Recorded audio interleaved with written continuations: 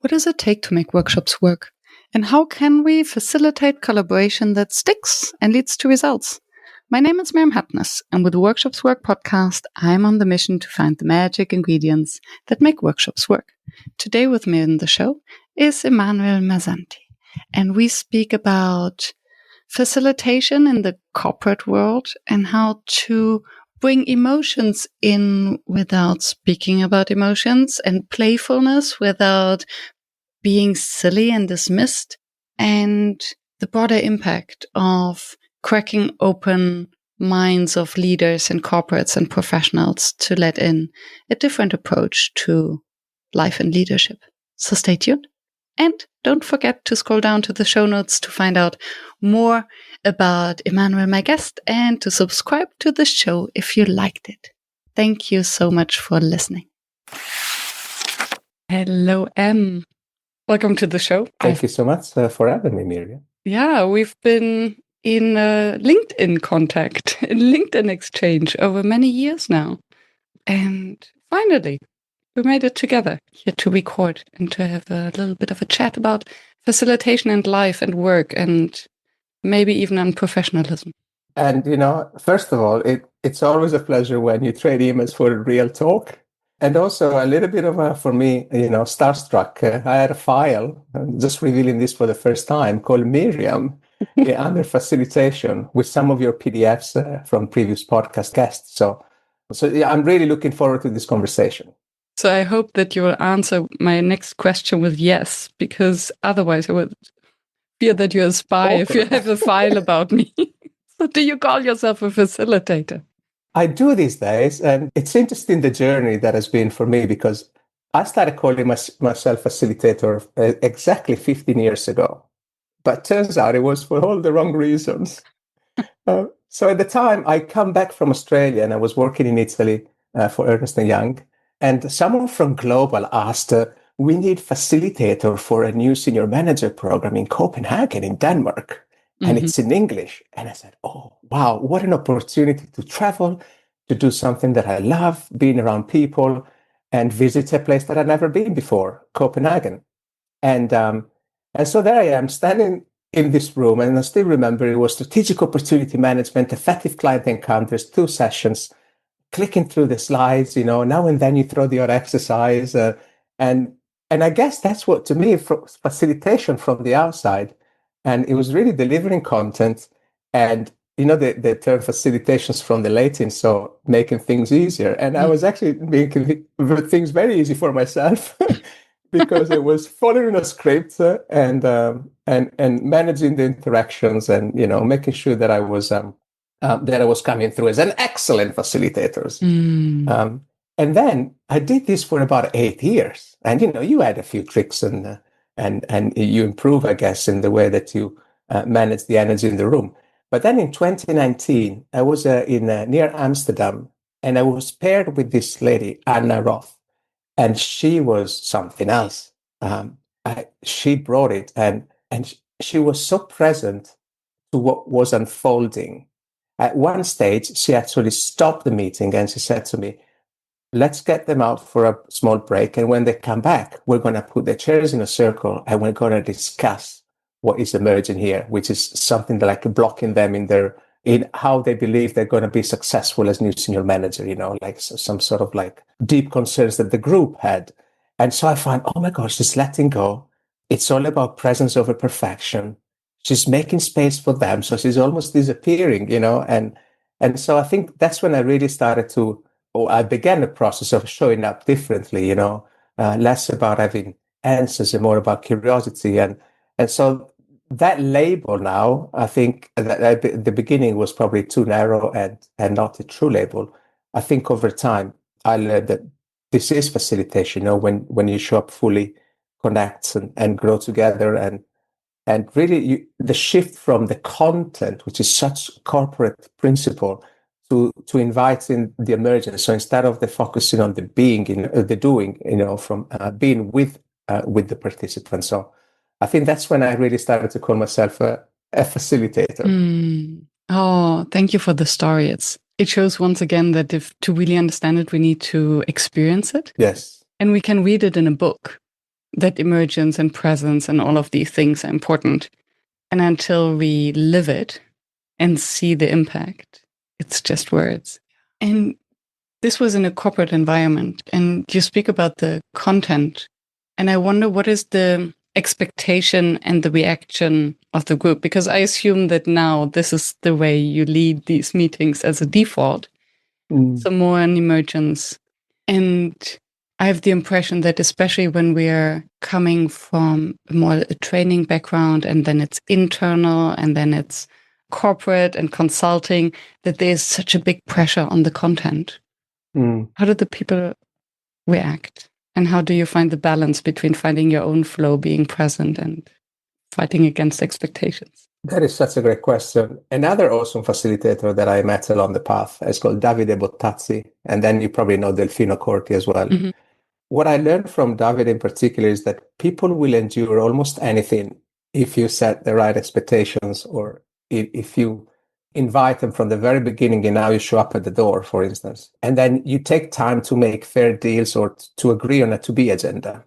And so I think making space for being in a culture obsessed with doing is actually possible. And we can go into what are ways to do that. But what I found is that it's a very cliche things to say, but we're human beings before being human doings. And so it's very hard for people to conceptually stop the ball. It's almost like you play a pinball machine game. Every day, the plunger pulls back and the ball is released. And then you are into this, moving the flippers for the high score.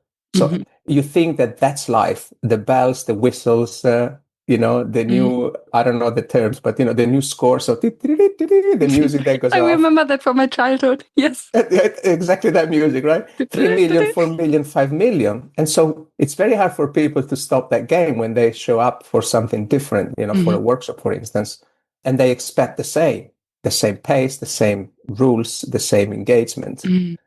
And so I think when we actually pause and where we invite them into a space that is actually not the corporate training, it's not about the slide, it's about connection before the content, you can really feel a little bit of resistance maybe at the beginning, but there are ways to diffuse that.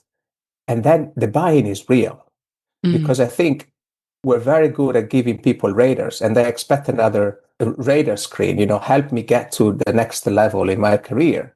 And now you're actually saying, well, we're here because I wanted to give you a compass for you to navigate. So they're almost longing for it, but they don't know. So I think it starts with us in how we show up.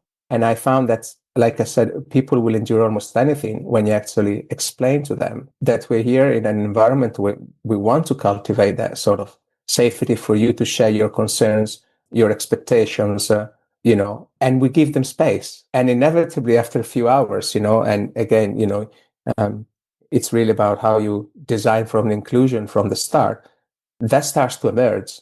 And what I found is, and this was really evident last year, that people, when they leave after 2.5 days, the emotions are really running high, and people are hugging. People are almost, coming down to tears. I have an exercise that I do towards the end, and I think that humanity, it's almost seen as, or even the emotions as something that is not corporate.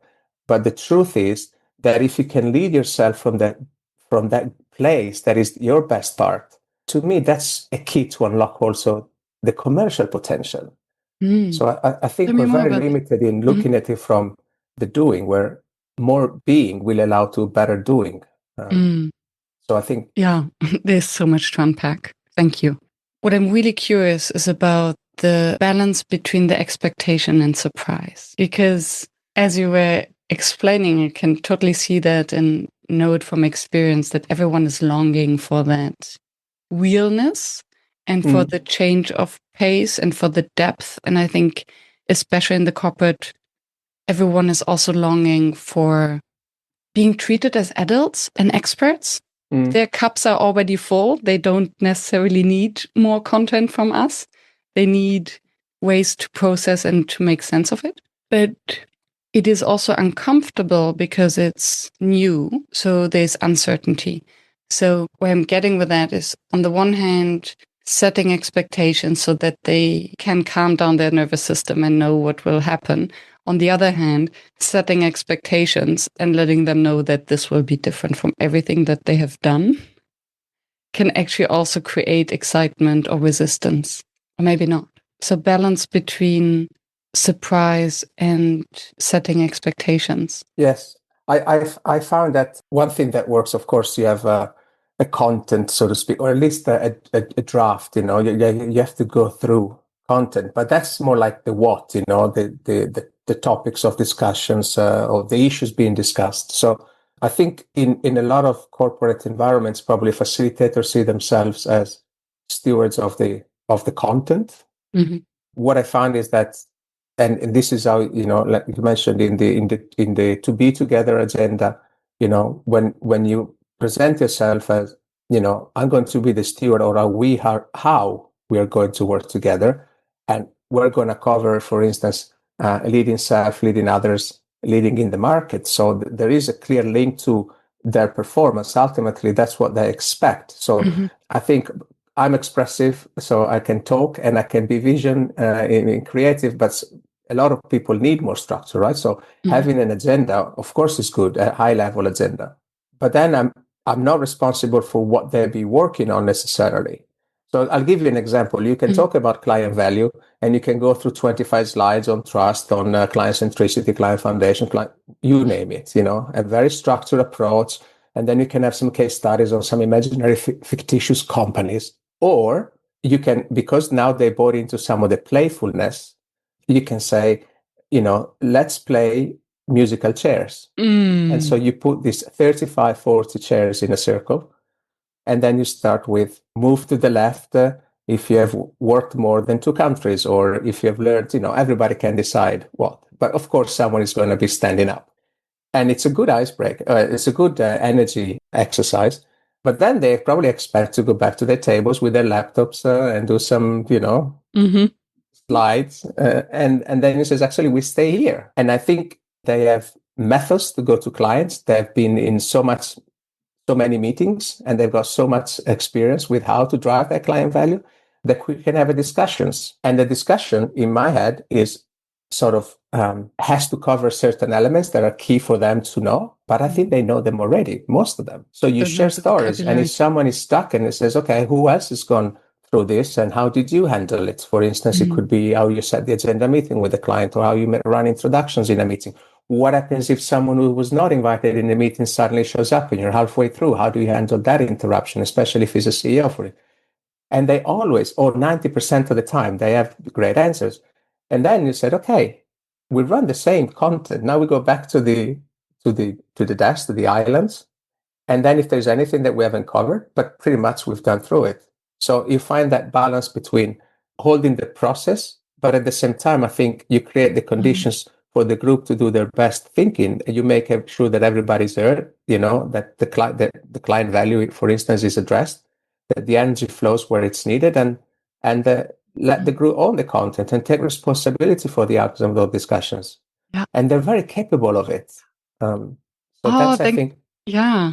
Thank you for walking me through this example. I find it fascinating. So what I hear is, so you start with a energizer, and I wonder why you hesitated to say icebreaker. I'll come back to that. With the moving chairs. So basically getting them into their body. And very often we think differently and more creatively once we move. Yeah, so, you really shift the energy when you do exactly. That. So you get them to move and to think, okay, so who are we in the space and what experience does every one of us bring in? And then basically you go into storytelling about this experience, and then you're taking parts of the story to fill them back into the theory. I love the way that you can articulate what I said and make it actually not professional, because it sounds like a process. It sounds like a process. Make it very vivid for the people listening. So thank you very much for that. I love it. I think it's brilliant, and it's such an easy way to stick to the process and the slides, but instead of using abstract, fictitious companies and abstract theories, using the stories that they just told you, because then they will connect it, they will remember it. And there's research showing that participants actually remember better information that has been shared by people they know. So if they're kind of colleagues or peers, they might connect better to that content than to the abstract content of a trainer. Brilliant. And so I would, two things caught my curiosity. One was you hesitate to use the word icebreaker. And before that, you said after they bought into playfulness, how do you get the buy-in for the playfulness? Two-part question, but the icebreaker, I don't really. I don't know. I see this big ship going through the ice and breaking it up. I don't know. It's just in my head. Yeah, it's a very intense sort of activity, and I think these sort of energizers, I guess, they're more like playfulness, but again, always sort of linked to the content, or because it's not the playful is not about the actual being playful with the musical chair. It's an invitation to show up differently. You're more than your role here.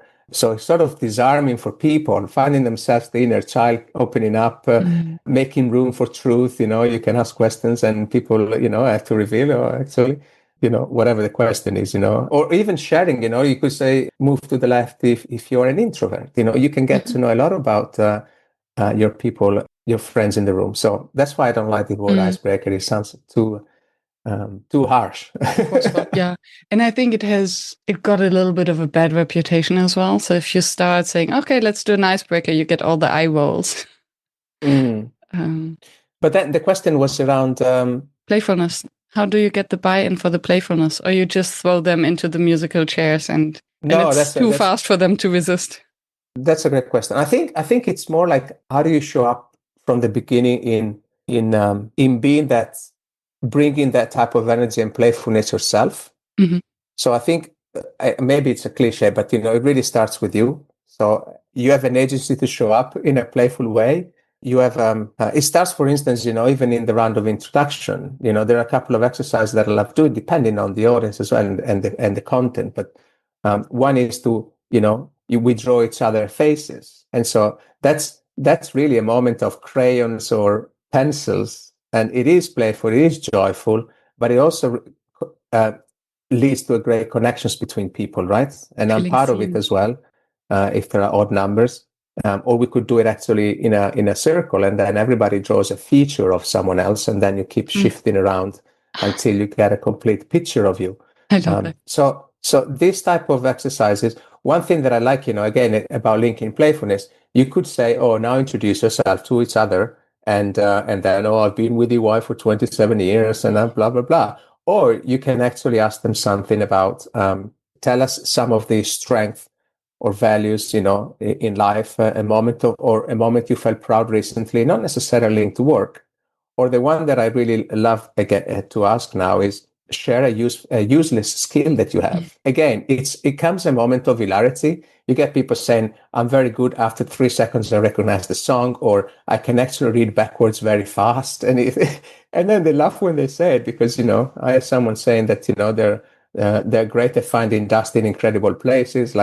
So it's still a round of introduction, but now it's not about title and function. It really shifts the tone of the conversation. So you bring it from the beginning and you use it lightly. It's not like but you find that freedom to apply it, in the space, so to speak, between the slides. That famous quote about where the music is. And I think you're tricking the brain in a beautiful way, that you trigger curiosity through the surprise. Because if I know about you that you have been married to your wife for 24 years, then you're just like so many others. If I know that you're the guy who finds dust in weird places, I'm like, how did you even realize that? So what is the story behind? Suddenly there's this curiosity because it's odd. And I think, or walking very fast backwards. Okay, so how did you find out? And then you get a story around it. And I think it's almost automatic. If we're confronted with a surprising fact about someone, our brain just wants to know more. Yeah, and I love what you said about curiosity, because when you think about playfulness, it's not like you want to make it a stand-up, comedy club or something. Mm-hmm. But because it's not about, gimmicks or cheesiness, or it's really about that sort of lightness in approach, that curiosity and the joy. So it's so human, right? In the storytelling that you mentioned, that we mentioned before. So it's not just an activity. It's really like a different energy that people carry into the room, and it's contagious.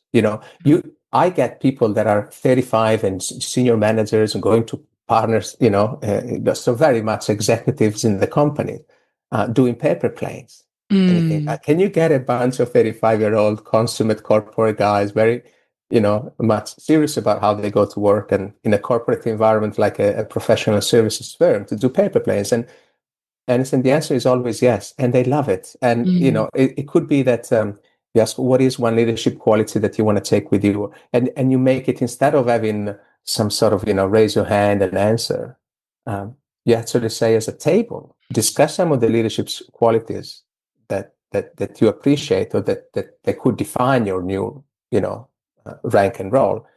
And then we want you to select one of them, but you also have to select the plane captain.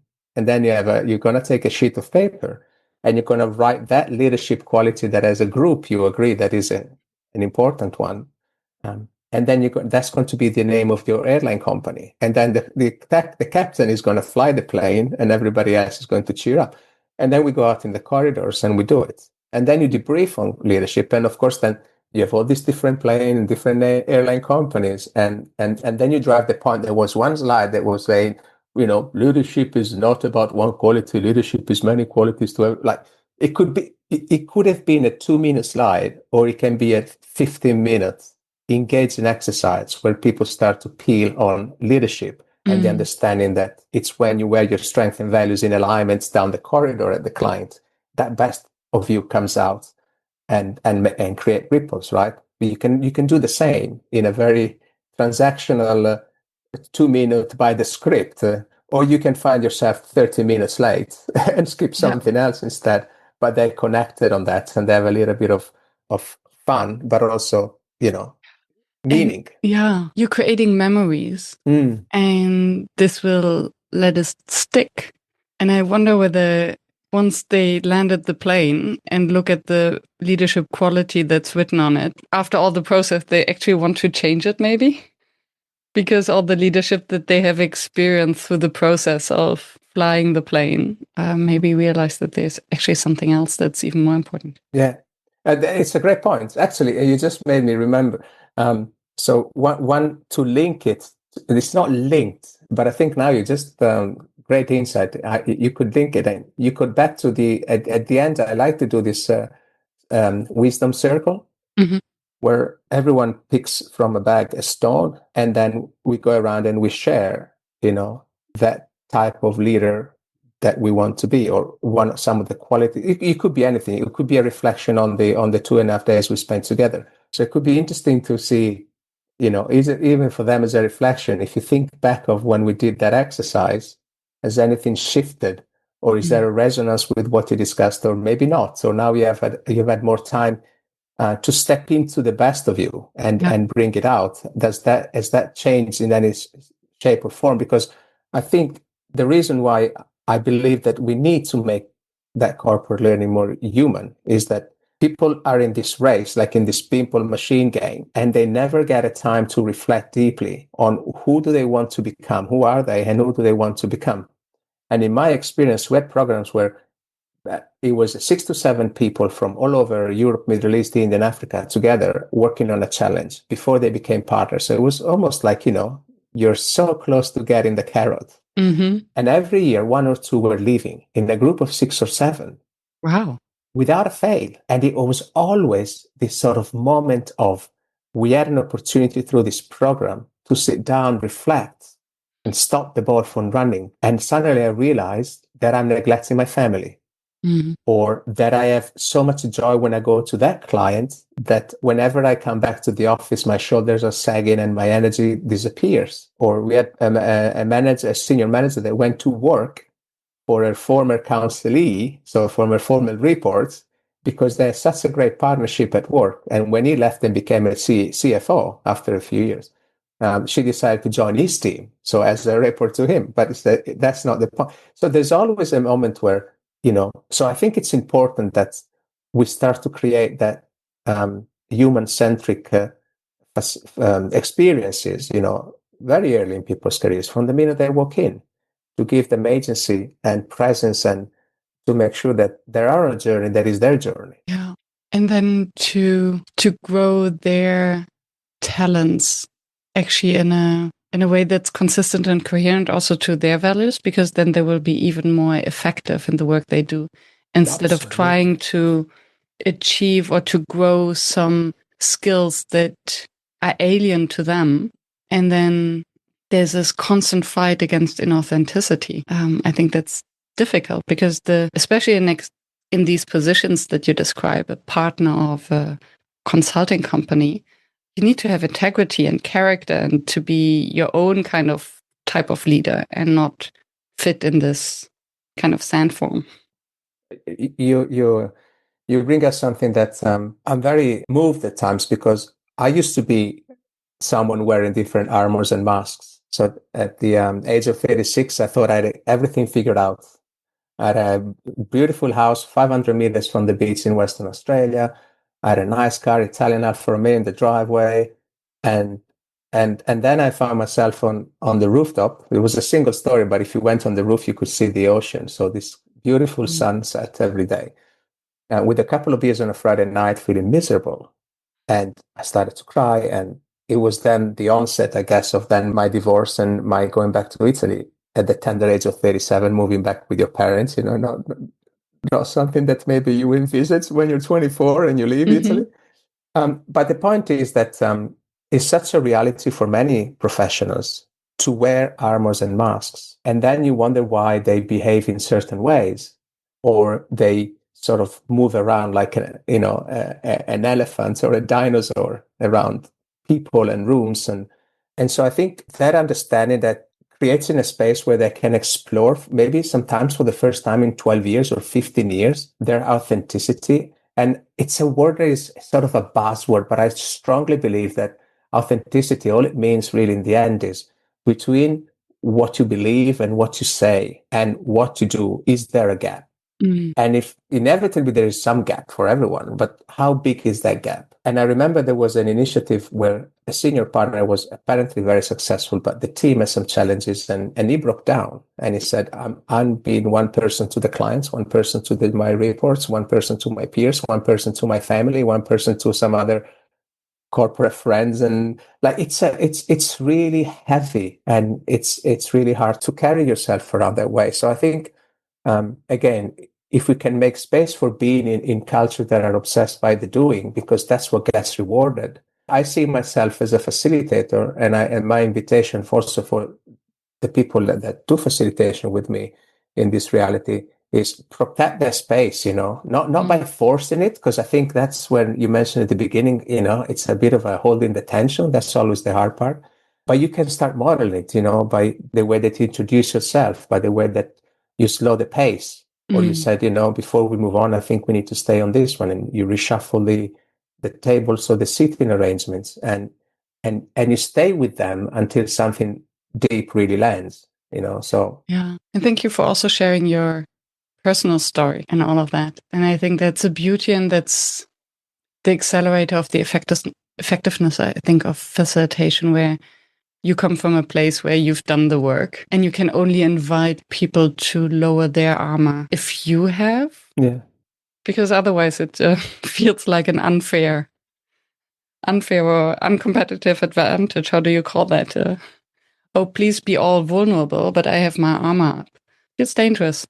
There's, again, it's not a corporate slide, but I have a picture of a Buddha. It's a golden Buddha, and it's a true story of a Buddha that, to be preserved by the monks from an invading army, was actually covered in plaster. And after many centuries, the monks thought, this piece of junk, quite frankly, maybe we should move it. And it was by actually removing from the temple, accidentally they chipped the Buddha, and there was a glimmer of gold underneath. So they started to scratch, and and they just ended up with this beautiful golden statue. So I think we don't have to go far by adding stuff to people in corporate trainings. If anything, we need to help them remove. And when people say, yeah, but how to? And I think I have on my desktop now a picture of me when I was age 5. And I get the tingles every time I share the story, because I think you were that person already. There's not much you can, So I think, again, making space for that and for that connection to yourself before you can connect with others, I think is one of and then the environment as well, right? So we can talk about a lot about how to do more and but if you're not grounded into your best self, and if you're not connecting with others in a space in between, in that relational field, how the hell are you going to do the best work of your life? I really don't know.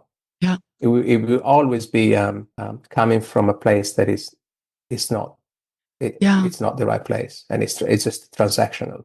Yes. And what comes to my mind is the concept of compassion, where I notice in myself that when I'm stressed and I'm on the edge and just slightly overworked or very overworked, I'm lacking compassion for others. And it's just a stress response of nervous system overload. But then I get annoyed at bikers in the street. I get annoyed in the supermarket that everyone is too slow.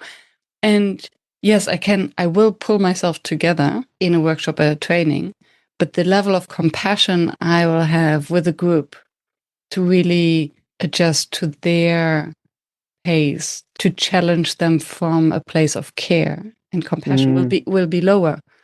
So I think also what it takes to regulate our own nervous system and remove the stress, because I think all of this pretending and the masks and the armor, it adds stress because it is something that we have to keep up that doesn't come natural, and everything that doesn't come natural takes energy.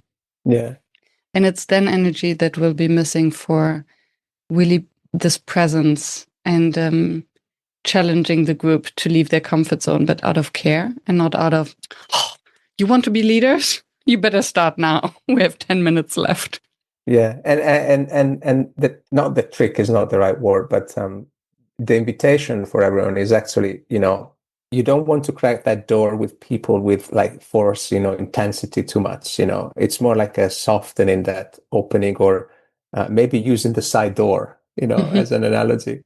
So you invite them gently with, even the way that you ask questions, what is the energy in the room right now? And then you ask people even to just, throw out numbers, but you get a sense of, or you can say, we did this exercise, what's one word that landed with you? Like, you start to give prompts that invite reflection and connection with themselves without requiring to expose themselves to the others necessarily. So you're not trying to fix anything. No, you're just witnessing what is unfolding and without judgment. So very much like a coach, really, a team coach. Yeah. Maybe that's a good. I don't know if you have had an episode where do we, Draw the line.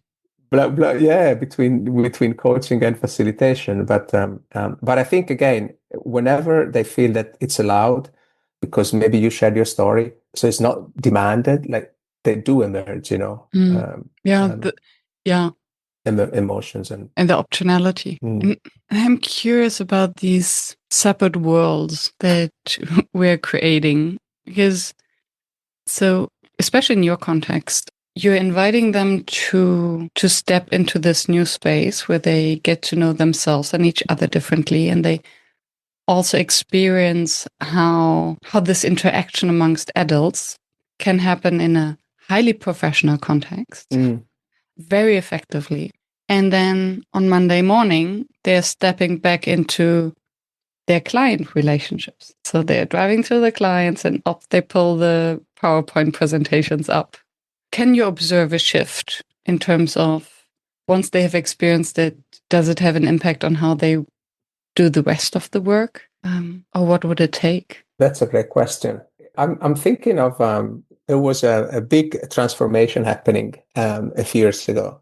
And there was a research paper that was actually done by Oxford University together with EY.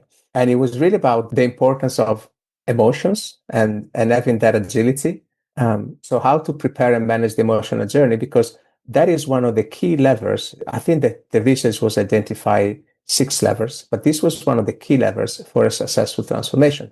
And you read it and it says, of course. And then maybe you've experienced the workshop and it says, of course. And yet on Monday, what will have changed in the way that you behave?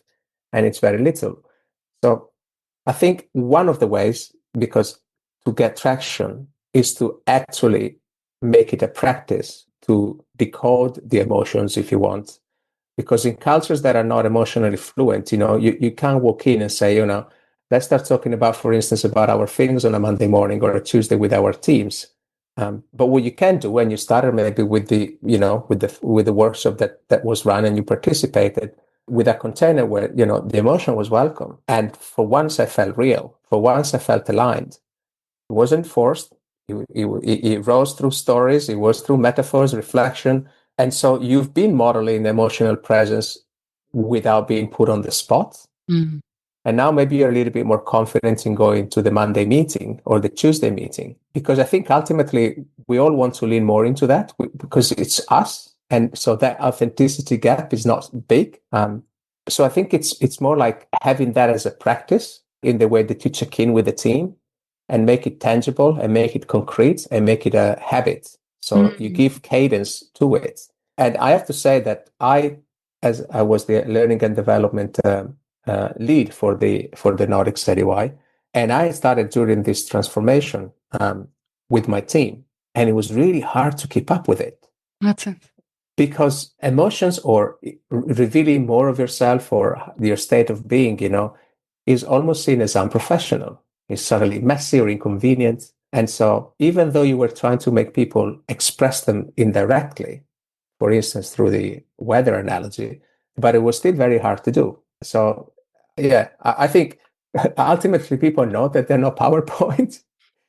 So I think as a facilitator or as a team lead, your real work is to actually help them reveal themselves a bit more, creating spaces where, even by discussing how they're feeling, they can access their own state of being, their own insights. It could be that they realize, oh, this is how I feel today. So you confront the facts versus the assumptions. You suddenly said, oh, I'm feeling something that is real and is actually inhibiting the way that I can do my best work today. Or maybe you find ways that you can actually reconnect with practices that make you feel alive, and then do the best work of your life, the next week. So I really believe that if there's not this sort of emotional engagement as a practice, if it's a learning initiative, there is no learning. There is just some information passing through that is forgotten. But if it's day-to-day life, there is no progress, so to speak, or improvement, or even learnings, right? And it just shows once again how complex it is. And if I understand you correctly, it's as a starting point, we don't even need to explicitly speak about these emotions. But just give a little bit of space to express something that comes close. I heard you say the weather report. And I think I think I even cited you on that. You said in our exploration call that people don't speak about their emotions, they speak about the weather. That was, I'm pretty sure the first time I heard this was from Gustavo Razzetti, our friend. And we're citing each other. Yes. And it's so true. So it's really like, I had a workshop on the 10th of June. I still remember the day because I had to fly take a train, to Stockholm. And it was very much with transaction and mergers and acquisition people and strategy. So very corporate, if you want. And that, using that metaphor, and I think naturally people do, right? If you say, how's things, at work, and they might say, oh, there's a big storm coming up, so the door is already sort of open, but it's still not an easy question. But if you start, instead of, saying, how's the weather? And then everyone says, oh, it's really windy at the moment. And just leaning into the curiosity of it, is it a tailwind or a headwind? Or they might say it's foggy, or the sun is finally peeking through, because when it's foggy, typically the sun is there, right? Yeah. So I think it allows us as facilitators to really surface some of the underlying tensions, but without demanding, the full disclosure of what is going on. So It's just to lead to a more direct conversations maybe later, So yeah. And also, I think for many, it's very difficult to really speak about emotions. I mean, I'm still figuring it out. Sometimes I'm absolutely. like, oh, how do I actually feel? It's difficult to express, and it takes time to then really to lean in and to think, oh, actually, I'm sad. Where's the sadness coming from? It's not a language that I think most people are brought up, Yeah. especially, my generations. I'm 52 now, and, my parents were born during the war or before the war, the Second World War. I don't think they had a lot of time in those days surviving to actually go to this higher hierarchy of needs and say, oh, well, let's display our emotions. Well, so how do you, it was really about surviving. And so I think, what they say about trauma that can go down a few generations. So I think it's real. But I think there is one fundamental truth is that whatever is happening at work or in life in general, take the case of any transformation or big change, for instance. Again, I'm thinking back of the research paper because it was really insightful. It says everybody starts on the same page. So people are either positively expectant, or there might be some sort of queasiness or uneasiness about where this is leading. But typically, people are positively expectant. And so what happens then that inevitably there is maybe some lack of communication or clarity. Things start to get a little bit messier or tough, and so that's when the confidence starts to dip, or people start to display different behaviors driven by how they feel. And so I think you don't have to talk about the emotions. You can talk about the weather, for instance, but having that sort of emotional pulse check, just to understand, you can plot them on a graphic and says, okay, now we have like 75% of the team is not in a good space, and you don't do that to judge anyone. You do that to capture as a team leader or as a facilitator. Maybe today is not the day that we're going to proceed with, some overwhelming task. Yeah. Maybe today is the day where we take the foot off the accelerator a little bit, or maybe we share stories, or we reconnect through some questions, and we're just being together today, not doing anything. Yeah. And also to give team members the opportunity to have each other's back and to experience that. Because if one team member has a bad day, and then it's good to know that, okay, maybe they won't react at their best, or maybe they need a little bit of support, or maybe they're more prone to mistakes. So we better watch out. And also, what was that in English? A problem shared is a problem solved. Mal comune mezzo gaudio. Yeah. So just coming in and checking in and having that line item on your agenda, when we come in, we check in with each other, just connecting and understanding how we're feeling. It could be a group that you're facilitating, or it could be a team. Even if you don't have anything to add or to actually any answers or any, I think it's more of making space for it. Because ultimately, what is the culture is, a culture is people like us do things like this. It's a definition by Seth Godin that I actually love, So we can create, the way that we actually tackle this. And it's our culture as a team, So I'm a stronger believer in subcultures more than cultures. Someone asked me, I was in Dubai facilitating for new managers, and they were from India. So I was asking myself, why did we do this in Dubai, not in India? But anyway, and then they said, so Mr. Mazzanti, I'm very curious about what is the EY culture. I've been here for 3 years. And I said, I've been here for 14 years at the time, and I'm buggered if I know. What is a culture? You can read it on the poster, but I think close to you, the people you work with, that is your culture, right? So you can infuse that with this language of emotions. Again, weather, decoding the emotions and talk about the weather. But I think it's important because it's happening, and so having that awareness on how people feel about a change, without saying how do you feel about the change, saying what is one word that describes your experience at the moment of this. Yeah.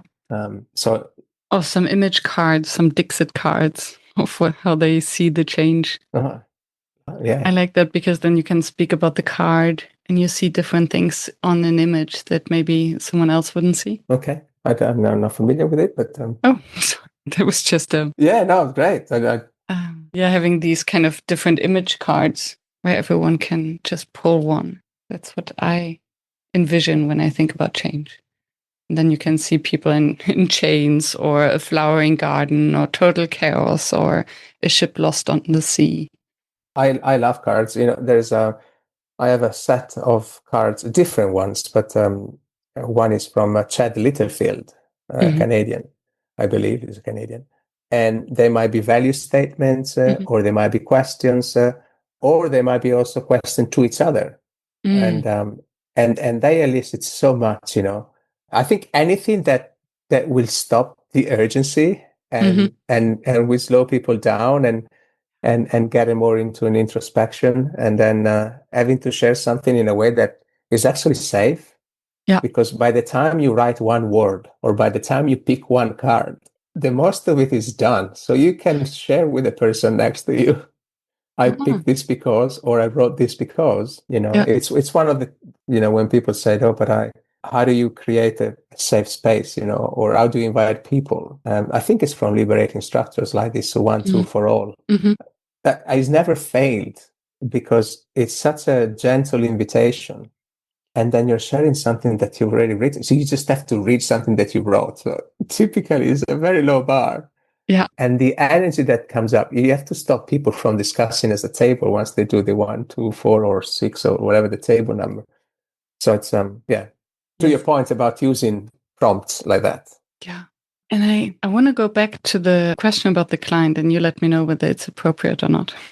Because I have the impression that, especially working for a big corporate, what you do with your facilitation is you're creating a microculture, basically, for this group. And since you've been with a company for so many years, there's also an effect that spreads this kind of culture of, oh, there's another way of showing up. And within the culture, or within the company, that's kind of safe, or that's okay. But then people go out as consultants working with their clients. And then there is something like the corporate culture, or this corporate professionalism that they have to represent. To what extent is there even an option to have, or for your work to have an impact on that? One of the, I believe, hopefully, one of the key messages that is left with people is that when you can create a level of professional intimacy, so again, it starts with how connected you are to yourself. And that's already a big step for many people. If I ask people, what are your top 3 values, or your top 3 strengths that you bring to work, or they make you feel alive? I'm not saying 90%, maybe 75% of people won't have a clue. Or they will name 1 or 2, but they will say, I never thought about it. So how can you bring yourself, like with a capital YS, yourself, to the world when you don't even know who you are, right? So that intimacy that with yourself, this sort of, let's call it like experience, or an eye opener for many, or way of being together that they enjoy, that they actually said, I felt human, my message is always, bring that to your clients, because they're probably navigating the same challenges and stormy waters, or lack of awareness, dry desert around them. And that's actually a key to trust building. And ultimately, if this is, to me, this is the link. Ultimately, a professional, in terms of credibility and reliability, what is the difference between me from EY and the guy from PwC or Deloitte or KPMG or BDO, Accenture, McKinsey, you name it? Not much. They've all done the same work. They all can do the same sort of solution, if you want. If Miriam falls sick, someone else will pick up the work and finish it. So in terms of credibility and reliability, you're set. We don't need you. Where do you make the difference for you and for the people that you work with, or the people in your team, is how you show up. How you show up with empathy, with curiosity, taking less space, asking questions, actively, all these beautiful qualities that you experienced here, sharing how you are actually, with them. That will unlock so much on their behalf. And so it's in a way, if you want to be really blunt. It's in your interest, if you want to be a successful professional, to bring that with you. Because you're now creating spaces where your clients can maybe access their own insights, or you can really lead to deeper conversations. You can co-create, because now it's safe for you to say, all the things that I came today, I feel now after we're speaking now that are assumptions. Can we, I know it sounds embarrassing, I don't know, for me to say so, but can we take 2 or 3 steps back and revisit where we started? Because I feel like we're not on the same page. I'm building something and you're on. So I think you create that emotional engagement where good things happen. So it's more of a mindset change, and you got a little bit of an opening, a little bit of a crack. And are you curious enough to then take it with you and make it your way of being with others? Yeah, and thank you for walking me through. I could envision it. I could actually see what you described and the possibilities.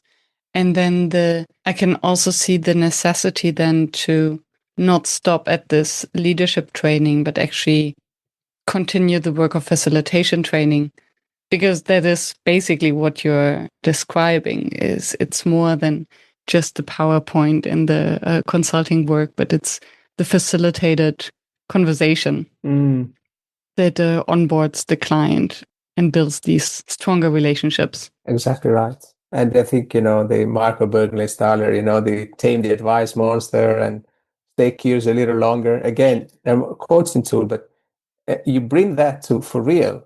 There's such a need to fill the space and to be seen as this ultimate professional, that both as a facilitator and as a client-facing fee earner professional. Why is it so scary? Sorry. What do you mean, sorry? Sorry that I interrupted you. No, why is it so scary to lean in, to be a little bit more curious, to slow down the process when you're in front of a client? I guess it's the same need that I felt as a facilitator in 2010, where I come with some content-heavy slides that I know by heart, and I look forward to having some passive learners and metrics that will track the completion of this beautiful training. It's safe, it's clean, it's transactional. And I think you translate that to a person who has been experiencing that in the room, and they say, this is exactly how I go to clients, content heavy slides, passive clients. You ask them and they says, how was the meeting? Oh, they didn't say anything. They loved it. I said, really? And then they gave us, thumbs up at the end of the meeting. And then it says, great stuff. You've been transactional, you've been safe, and it's been clean. And, I guess if you go into the work of Amy Edmondson, on psychological safety, that is exactly that, and growth mindset, that is exactly the type of fixed mindset that works, because if you feel safe, I spoke for 2 hours and the clients was in awe. But the trick is that, unfortunately, people are not PowerPoints. And, imagine if you wanted to convey the same message, but you make it a conversation with the client. And then you might have that slide already in your pocket, but you don't pull it out. You draw it on a piece of paper with the client. Yeah. And then suddenly, and the client says, oh, but this is exactly what what. And then you said, I will share with you the deck when I put it together, with our conversation, and I will share it with you. And 90% you've already done it, but you don't show it. You show up with them, and then it's the same thing, but it's completely different, because now you have that intimacy and the lack of self-orientation that is driving a trust. And most of all, you're not working on assumptions, and it's not transformation. It's not transactional. It's actually transformational. I love that. Thank you. Thank you. What remains your facilitation challenge? Wow, that's a great question. I think the greatest challenge is to really stay unprofessional. I know that you've been working on this, but I think there is this image of a professional or corporate facilitator that is slick, that is about a content that needs to be delivered in X amount of time. And, please do not fall behind the agenda. It's really important that we finish on time, all the whatever, X amount. And I think that in culture obsessed by the doing, showing up and focusing on the being, it's not easy, because, like I said, you need to make it a space where more of you as a participant is welcome. So staying in that space and letting go of all the, I believe, aspects that are natural in people. I want to be rewarded with a high score as a facilitator.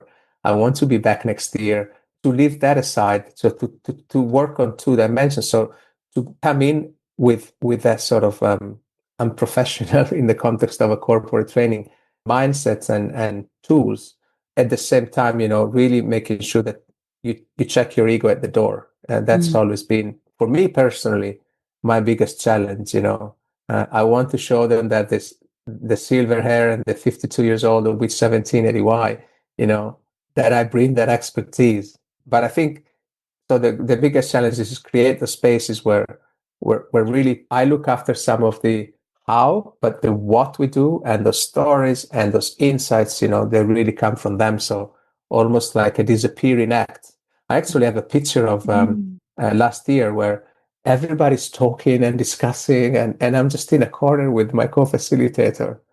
And I still remember when the photographer came in, I didn't realize it at the time, but I knew exactly what we were doing. And it was so hard to stop them. So you still want to have a moment of debriefing. But I think that's when you do your best work, when you set them up for success and you create containers where even emotions are welcome, not forced, and you let everything arise through stories, metaphors, reflections, and you model that presence without putting anyone, necessarily on the spot. But so that I think that's the biggest challenge, to make space for emotions in culture that resist them, and to show up as a let's call it unprofessional facilitator Yes, thank you. consistently. Yes, I love that. The unprofessional facilitator. And I think especially in the domain where you work and operate, it's such a challenge. You have to be so grounded in your integrity and authenticity. It's just my assumption because so when I work with groups, I'm always coming in as the outsider. And there are a few things that I do. I usually start my trainings and workshops with a stretch, some sort of body stretching. And almost every time I question myself, oh, maybe for this group it would go a little bit too far. Or maybe how would they react? Or maybe they're too senior. Maybe. So it doesn't become easier. And every time that I bring in my air quotes unprofessional techniques to maybe be a little bit more on the woo-woo side than they're expecting it, it's always a fight. An internal fight, like they judge me. How will I be perceived? Can I even do that? Can I break the rules? Although it seems as if the rules are just in my mind. But yeah, this professional box, I think it's, difficult to break out. Maybe I take that as my next challenge, to bring that breathing exercises or stretching, because I always felt that's the limit where I have never crossed that line of actually going. And there is an exercise that is actually quite fun, and if people have investors, almost everybody these days, they come into the room with their mobile phones, and suddenly their mobile phones, they're either in their pockets or in front of them on the table. And so you can combine stretching and setting rules in a way that it's a yoga lattes, or you can make fun of the name exercise, where they literally bring the phone to their hands and they start stretching upwards and downwards and sideways. And then you tell them, now go all the way to the left. And then now you place the phone down on the table. And inevitably is in front of the person next door to them. And then you say, now you are the person next door to you to your left is your best friend, because they're going to hold to your phone until the break. And they laugh and says, no, but I'm serious. So, again, it's like setting a rule of engagement. If I don't like rules, but, setting a way of being together. And at the same time, you actually have done a little bit of a stretching. So that I've done, but I like to bring breathing, because I think it's a really key component of, even for myself, grounding yourself, But yes, thank you for sharing that. I'll take that as a challenge. Yes. For the next workshop. Yeah, the beauty is that everyone looks a little bit weird at the beginning, like, is she serious? And then once they start, and I tell them, we are sitting all day and just bring our bodies in, everyone loves it so much. You can make fun of it, right? Inevitably, corporate trainings, there are more sweets and sandwiches that you can eat in a day. So you say, we could do like a 2-minute break to go outside and get more cake. Or research shows, I'm not sure because I've never done it before, but research shows that 20 squats are the equivalent of a candy bar. Why don't we give it a go? And then you get everybody to stand up and do the 20 squats. Yeah, And like that. how does it feel? Like I'm doing research. You're my benchmark, number one. So, so again, you bring that playfulness and you bring that little bit of activity, Yeah. physical activity.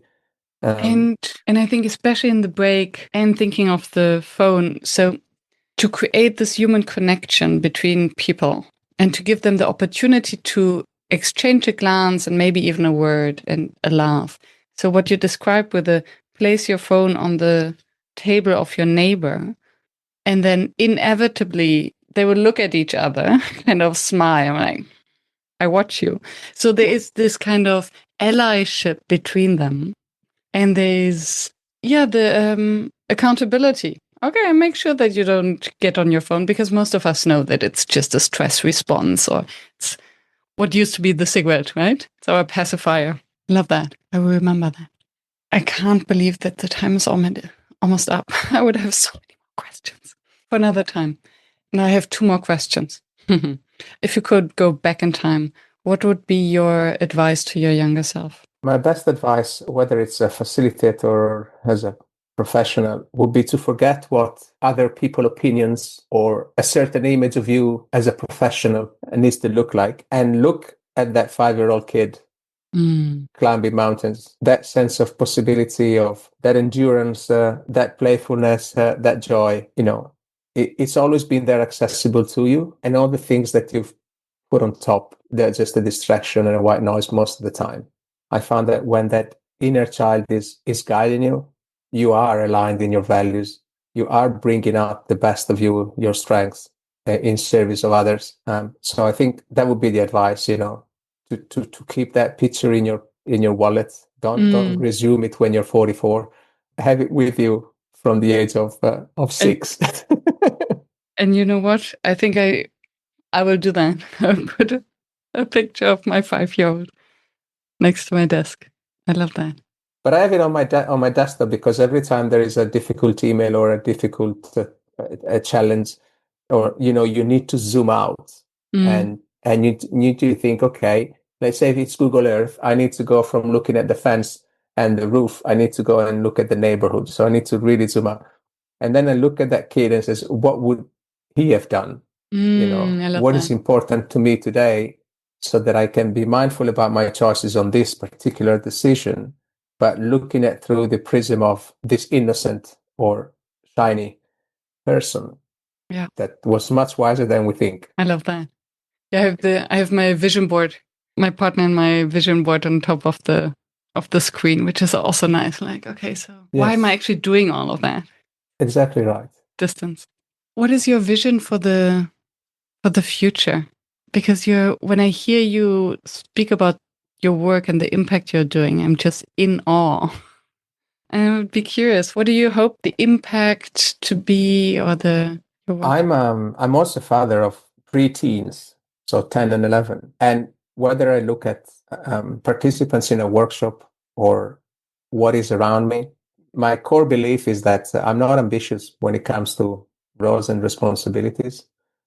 So my hope is that people realize that it's not about becoming a CEO, a CFO, an influencer, if that's your ambition. But at some stage, sooner or later, you will have to stand up for something that you really truly believe in. And that's what really leadership is about. That choice, intentional choice. Not as a grand gestures, I'm saving the world with a cape like a Superman or Wonder Woman, but in the small moment of every day, when the phone rings, when the doorbell, rings, when you have a difficult conversations coming up with one of your reports, when you have a difficult conversation coming up with one of your clients, how are you going to show up?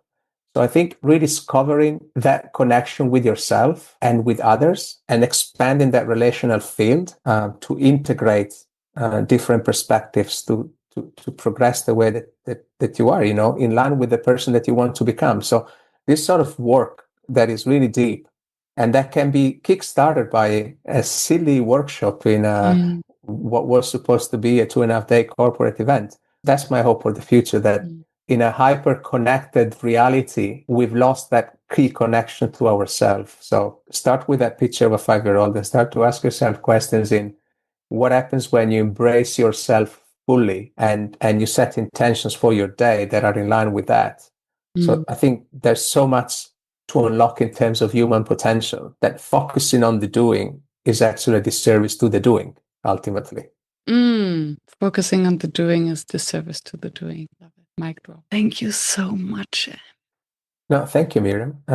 It's the first time that I don't get told after 1 hour and a bit, you have to mute your microphone. So that to me was such a deep conversation, and I got really emotional at stages. And the opportunity to come in and share some views and progress them with you through your insights as well.